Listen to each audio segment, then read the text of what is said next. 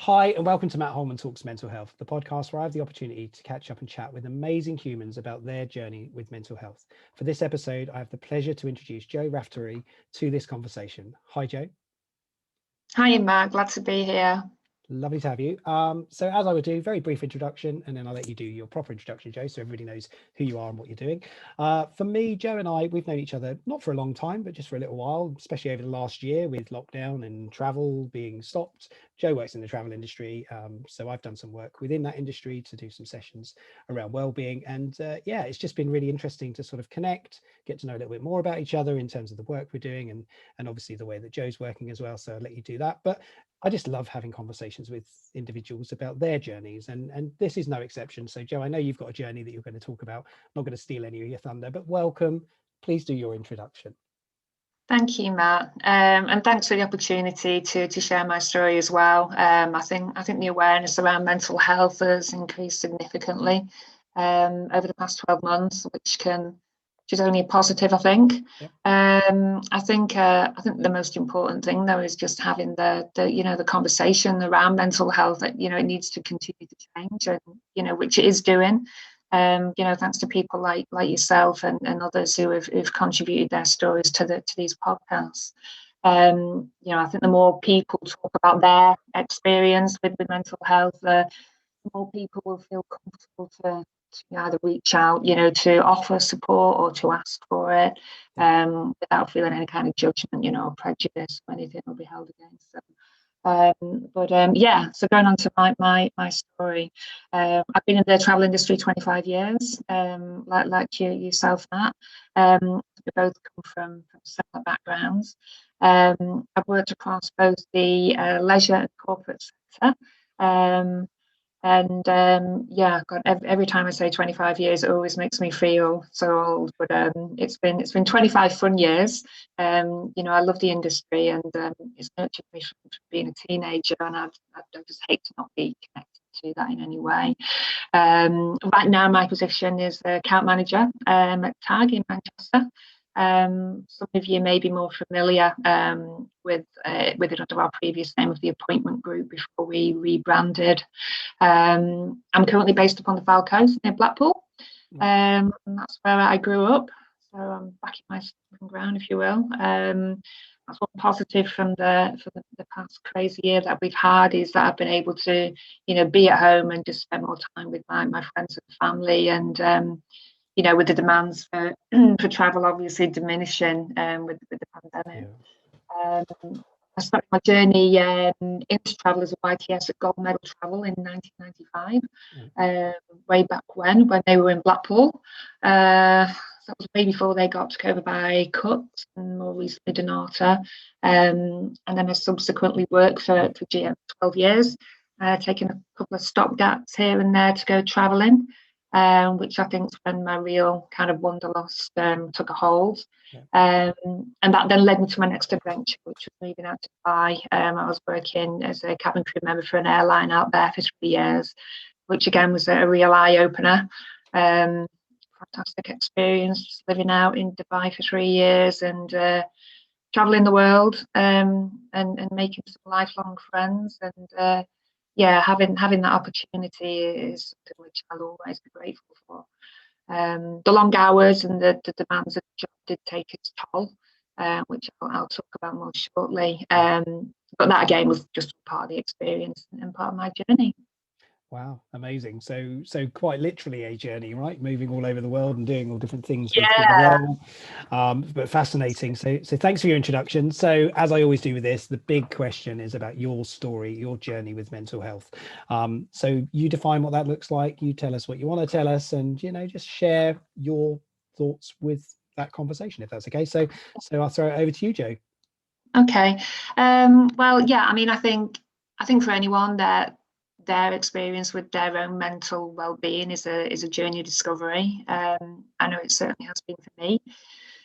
I think from adulthood, I've always suffered a little bit with imposter syndrome, often doubting my abilities, or just comparing myself to my peers, or feeling like I won't live up to people's expectations, and just basically not having that belief in myself. I believe that maybe step back from high school years. I did struggle a little bit academically then with some subjects, and back then I just don't think the support was as readily available as what it is now. I just don't think the schools had that framework or strategies in place to give to pupils, you know, the attention that they needed if they were struggling in certain subjects. And that, without a doubt, had a negative impact on my self-confidence and just my self-belief. I hated how it felt. And so I decided that I needed to try and prove to myself that I was capable and could accomplish whatever I put my mind to. So I threw a backpack together. I booked a one-way ticket to South Africa, and I set off on my first really big adventure. And I can't recommend that enough. That approach, it worked for me. It really did work. I think getting yourself from one side of the world to another with a few little adventures thrown in between. I think that makes you draw on abilities that you never thought that you had. And it wasn't all plain sailing. I'd only been in Cape Town for a couple of hours and I got mugged. Wow. Luckily, it was only like just a few scratches and some jewelry that had been lost. But yeah, that was lesson number one. Not be naive and keep your wits about you. Yeah. And then another moment that I remember was just when I got to Australia. I was in a place called Manly, New South Wales. It was just me and my travelling buddy. My backpack, just sat on the beach. I had 200 Aussie dollars to my name. And I recall thinking, I refuse to go home. I'll try and find, work to keep me traveling. And I think that's when I realised that I've got more tenacity in me than I actually thought. And I went into every shop on the high street there, just asking for work until I ended up bagging a job in a surf shop, which today, don't tell tag, probably the best job that I've had. Oh, okay. Yeah, working for pennies, and I just had the best time and made the best memories out there. But then when I finally came back to the UK, it was back to reality with a big thud. And my thoughts, once again turned to full-time work and my future career. And I think it was then that I became aware of like a sense of anxiety building in me, which I've never felt before. But I had my confidence back. And that made a heap of difference for me moving forward, just in terms of future opportunities and just taking more risks, having a belief in myself, that if I put my mind to something, I've got as good a chance as anybody in succeeding. And then that was when adventure number 2 came about, and that was when I moved out to Dubai.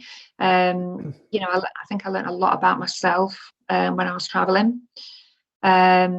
I think probably one of the main takeaways for me was an overwhelming sense of gratitude for my own life experience. Right. And just a stark contrast that presented when seeing how other people in different corners of the world lived, and you start to value experience a bit more over commodities, and just in some ways reevaluate your own values and what's important to you. And it just made me want to see more and learn more. So I figured what better way to do it than to get paid for traveling the world, Yeah. And I got to some of the most amazing places and some of the most poverty-stricken places too. It was a real eye-opener. But I made great friends and I had a great life. Living in Dubai was fantastic. But I think Dubai offers you the opportunity to kind of indulge in a work hard, play hard culture. And that lifestyle, at least for me, had an expiry date. I'd started to feel more tired than usual. I could detect an underlying anxiety bubbling away again, just like when I came back from traveling a few years ago. It was kind of just, simmering in the background a bit, but it wasn't stopping me getting on from my day to day. So I just ignored it and just carried on as usual, But it was probably after about 2 years of flying Just constantly asking my body to reacclimatize to different time zones. Yep. Waking up at 2 a.m., you know, for an early morning turnaround flight, putting in 18-hour shifts, like transatlantic trips, and, you know, once again on standby, not knowing when you're going to get called or where you're going to go, how long you're going to be away for. It finally did take its toll. And I can vividly remember when it happened. I remember the flight that I was operating, when I all of a sudden just felt this panic hit me. And it was a Dubai Glasgow trip. Right. I'd been pulled off standby early morning to operate it, and I was feeling a little bit jaded, to say the least. And it was a comment from a crew member who was actually passengering on that flight, that threw me into a bit of a panic. We were talking about shifts and hours, and I'd mentioned that I've been putting a lot of flying hours in during that past month. And it was then that she said to me, "You need to take a break. You look tired. You know, you're going to burn out." And I just felt this overwhelming sense of like impending doom, just kind of, I don't know, like a cloak just kind of come over me. And I mean, not that I was aware of it back then, but looking back, I what ensued was classic anxiety symptoms. You know, right. The racing heart, a tight chest, sweaty palms, tingling in my arms and hands. I mean, it was just horrendous. And I'm operating a flight this time. You know, I'm trying to work and you know, do what you're meant to do. You know, and keep it all together. But all I could think about was just landing and getting to that touring. Yeah, I just felt absolutely petrified over what I couldn't have told you. And then I later realised that was my first panic attack. Right. And it just completely floored me. I think anyone who's been through a panic attack before will understand what, you know, will be able to relate to what I'm talking about. If you've not had one, it's just so hard to explain it. It's kind of like a sense of a loss of control. You know, I mean, like I'd alluded to earlier, you know, I am prone to slight anxiety, and I have been prone to slight anxiety now and again, but it was always controllable. Yeah. I just had to have a bit of a word with myself, and I'd be all right. But this was just something else. You know, I felt like I was losing control, and more than anything, I was getting more and more anxious about the way that I was actually feeling. And all I had to do was just try and, I don't know, sedate myself and just curl up in a ball and sleep it off, hope it'd go. But I managed to calm down. I operated the flight back. And when I landed, I just immediately took a taxi to our headquarters to see a doctor. And that really was the best step that I could have made. You know, it just set me on a trajectory which still influences my life today, really. I think if I'd taken myself home and, you know, poured a glass of wine, all the feelings of it that I was experiencing, I would just have hit a downward spiral.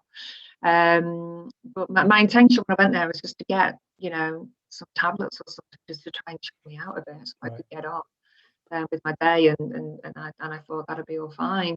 But I got lucky. I got a good doctor. All of the doctors that we had were specially trained aviation doctors, and the doctor I had managed to, you know, not only reassure and calm me down, but just signposted me to the right people who were able to offer me the right support. And it transpired that this type of anxiety, which, I mean, I guess you term it as generalized anxiety disorder, is quite common with flight crew and flight deck as well. Okay.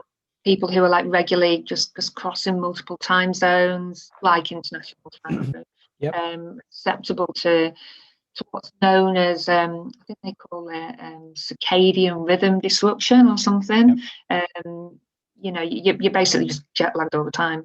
And you know, it can induce irritability and fatigue and anxiety, and I'd hit burnout, and you know, that was my body's way of just saying time out. Yeah, I've been thinking over the previous month how I needed some R&R, and I think my subconscious listened and delivered me that. Yep. I think your body always kind of finds a way to put the brakes on when you need to. It's clever like that. Yeah, one thing that I would say about the airline that I work for is that they work you hard, but they did look after you. Yep. You know, living facilities and how to down route on station comfort and stuff, and the welfare that they offered the crew was no different. Yeah, I took a month off, fully supported by my manager, and I was diagnosed with chronic fatigue and anxiety. So during that month, I made a few changes to my lifestyle, along with specific treatment to help bring my anxiety under control. And I was also directed to one of the ladies in the welfare team, a Scottish lady called Sandra, who was a Reiki master. I'd never heard of Reiki before, but I'm open-minded. And after I did a bit of research, I decided to go to her for a few treatments, and call it, I don't know, placebo effect, or just an accumulation maybe of all the other positive changes that I was making. Yeah. But I felt different, good, different, and it worked.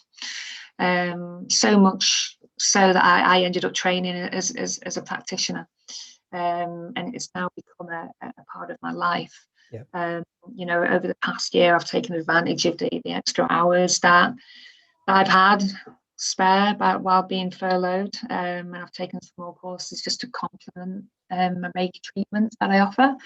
And so it was at that point that I finally started to find out what worked for me, and I also became aware of what didn't work for me. And I did another year of flying, and then came back to the UK again, yeah, and learned a lot about myself. I think I always say, to know who you are, you have to know who you're not, and that experience did teach me that. It also taught me what worked for me and what didn't work for me. So I mean, just to wrap up on really, the things that I learned from my experience, which I, would like to try and just like share with other people, is that, first of all, you shouldn't ever feel like how you're feeling isn't serious enough. That can be a barrier, I think, which can prevent people coming forward for support and direction. I mean, for me, I could feel that anxiety, but I just thought, oh, it's fine, I'm all right. I've just had a bit of a full-on day, carry on as usual. And it wasn't until I ended up, literally on the floor in a hotel room having a panic attack that I realised that, oh, hang on a minute, something isn't quite right here. I think it's just so important to encourage people to seek that early help when they're not feeling quite right, a bit off kilter. Just in the knowledge that it can help prevent any further decline, and just to know your triggers. If like there's certain things which can create a high level of stress or anxiety, then just try and avoid it if you can, or put a strategy in place to manage it if you can't. I mean, for me, I know that I need my sleep, I need my exercise, limiting my alcohol consumption. I mean, we all like a drink at the end of the week, don't we? But just be mindful of it. Yeah. Trying to eat a healthy diet, all those things, are things which keep me just being able to show up each day and yep. and offer the best version of myself, really. And just checking in with yourself, having that emotional literacy and just being able to recognize when you're not quite feeling, yourself, and recognize what it is which isn't quite, which is making you not quite feel like yourself, and learn how to manage it. I mean, final thing, closing things, just exercise. I know, myself and you, Matt, I enjoy getting out for our runs and stuff. Yeah. but yeah, that moving your body is so important, and even if you can just get out for maybe 30 minutes a day or something, that little time of the body is really important. Yeah. Wow. Amazing. So thank you for sharing that, and thank you for being open about that. I think it's so important to just be able to say, this is what I've been through, recognizing those moments where things got really tough. And I'm a big supporter that says, unfortunately, we do have to go through some of these experiences to reset and to sort of reevaluate things that we're doing and the way we're doing them, because you know what, our bodies are built for a certain set of routines that we need to look after. We need to eat well, we need to hydrate well, we need to manage our mental well-being and our physical health. And by putting ourselves through some of these excessive stresses, that you've identified, especially with the burnout elements of flying excessively, circadian rhythms were all over the place, which is your sleep rhythms and patterns. For anybody that doesn't know what that represents, it's so important that we have time to recover. And it's a big passion of mine, saying everything we do impacts our mental health, and we have to recover from those impacts. We can't just keep on layering and layering and layering. So just some questions. So, and thank you for sharing your story. So when things are starting to change and you're feeling some of those changes, so let's go back when we were having the pre-conversation, we talked a little bit about furlough at the beginning. That changed some of those things for you again, because you had some exciting stuff you were looking forward to. And then how was your mental health at that point, would you say? Yeah, when it had been a pretty busy year on the run up to, say, maybe end of Q1 it would have been 2020, wasn't it? Yeah. Yeah, and I was kind of mindful that I needed to, just remember to, check in with myself and just make sure I'm looking after myself, getting my exercise, kind of like putting the laptop away, turning the work phone off when I need to, and that type of thing. Guilty of picking that up, especially with the times that we live in today. We're so accessible all the time, aren't we? It's really easy to get hold of people. So in March, well, it was the end of March, I think beginning of April, I was furloughed, and yeah, that for me it did trigger the anxiety. I could feel that coming. It was a kind of a feeling of a loss of control. I had things planned. I was in the process of looking to buy a house. There was all kind of, like everyone, we all had kind of our 2020 planned out, what we were going to do. And all of a sudden, the rug's pulled from under you, and I don't know when I'm going to be back at work. I don't even know if I am going to be going back to work. Everything that I had any kind of control over was completely just taken away from me. I think the key for me was learning to just relinquish that control and take each day as it comes. My mother got poorly as well. She ended up in hospital and then got COVID, and yeah, it was touch and go, and yeah, it really, I could really feel that building up, the anxiety once again. So I just, that's why I say, I think checking in with yourself, every day, whether it's doing meditation or mindfulness, or, I mean, I know it's a bit of a buzzword at the moment, mindfulness, but I think it does help just to take, 10 to 15 minutes just to take a breath and go, how am I feeling? Right, I'm feeling a bit anxious. Why am I feeling anxious? Try and understand what is leading up to that, what is kind of triggering it.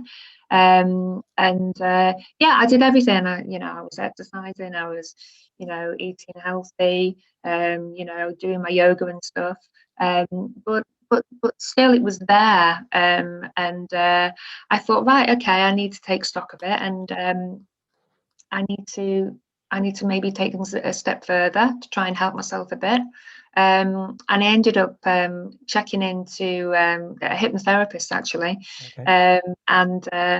I had a few sessions with her, and we she used a few different techniques, NLP, neuro-linguistic programming. It's kind of works very much within your subconscious, and just kind of changes your thought patterns. And it helped me. I had 3 sessions with her. and just went having a good chat with somebody, I think, Yeah. as well, Yep. helped a lot. Yeah. And yeah, that kind of just kind of got me back in the right place. And I've reconnected with my Reiki a lot over the past 12 months. I've been doing a few more courses this year to complement my treatments that I can offer. So it's been a positive, it's been a good thing. But I have to say, had it not been what I'd been through all those years earlier when I was living out in Dubai, when these feelings came up at the beginning of last year, I probably wouldn't have known how to cope with it. And I think one big thing is, once you've been through any kind of situation like that, anxiety or whatever it may be, whatever, like mental ill health you've experienced. I think when you've got over it once, you've got the strength, and you know that you can do it again. And that, I think that really helps a lot. Brilliant. And I'm glad to hear you sound so positive about things, and with what you've been through and your experiences. And that's just wonderful to hear, really, to and for anybody listening as well, to know, as all these podcasts are exploring, we're talking about things where things have changed, where it's been difficult, where we've had challenging moments, but we can get through them. And when we talk about them, actually, we had a lovely chat before this before we recorded this, and it was just nice to just sit down and talk about stuff. It doesn't have to be anything in particular. We'd have to solve the problems of the world, but it's nice just to have a chat. Yeah. So, absolutely. So it's such an important part of it. So I'm going to ask you a question, actually, and we're going to wrap in a minute, unfortunately, because we're running out of time with this podcast. So how are you feeling today, Jo? It's Monday, the sun's out a little bit today. How are you feeling today? I feel good today. Okay. Yeah, I feel good. I've been looking forward to doing the podcast with you. Okay. I think running through my journey as well. I think you tend to forget sometimes, how you've got to where you are today. So it's been good to share my story and chat with you about that. And I feel in a good place. I feel like we're turning the corner with COVID, hopefully. Yep. I know soon. And I think I'm optimistic. I think things are going to pick up work-wise as well, which is great. Hopefully get back to full-time work again soon and get back into that routine. And I'm feeling good. Thank you for asking. That's right. No, absolutely. I think that's great, and we'll ask again tomorrow and the day after, because it changes, doesn't it? And things change constantly for our mental health. And anybody listening, if this isn't out on a Monday, sorry about that. The illusion has been destroyed, isn't it? So any day of the week is fine to ask that question, of course. Please don't just think it's a Monday. I just want to say, Jo, huge thank you for participating in this, for saying you would do this. And I just think it's fantastic to hear your story, to know more about you, to understand more about what you do and why you do it and why you're passionate about it. That's what this is about. I'll let you have the final words, because, as I always do with guests, anything else you'd want to say, or any motivational statements or quotes or anything else that you live by for your life, feel free to share. Put me on the spot, let me think. So that's what life is sometimes, Words of wisdom, no pressure. God, what would I say? I mean, a huge thing for me, looking after your body, it just makes such a huge difference. It can be hard when you're suffering with anxiety or any kind of mental ill health.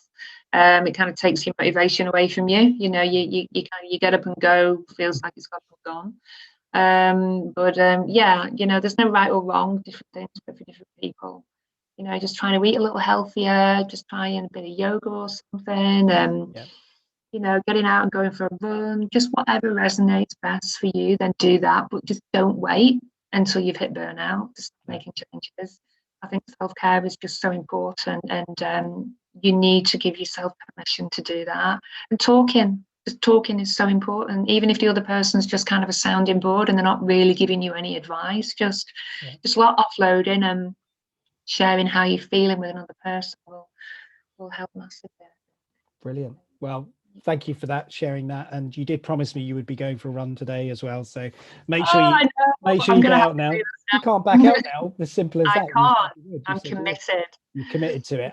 Thank you so much. as I always say, just at the end of these sessions, if anybody is struggling, if you do need extra help or support, please know there is always somebody there who is there to listen and would, you know, you can reach out to me, and I'm sure Jo doesn't mind if anybody wants to reach out and ask any questions about her story or what she might have gone through, especially if you're from the travel industry and you might listen to this as well. You might be sharing some of those similar thoughts. So no, you're not alone. That's the most important thing. Samaritans exist today for exactly that purpose, to chat about things that you might be worried about. Feel free to call 116 123. So important that we continue these conversations of mental health. Jo, thank you so much for today. I really do appreciate it. Let's hope the sun keeps shining and let's keep smiling. So lovely to see you. I'll see you soon. Yeah, you too. Thank you, Matt.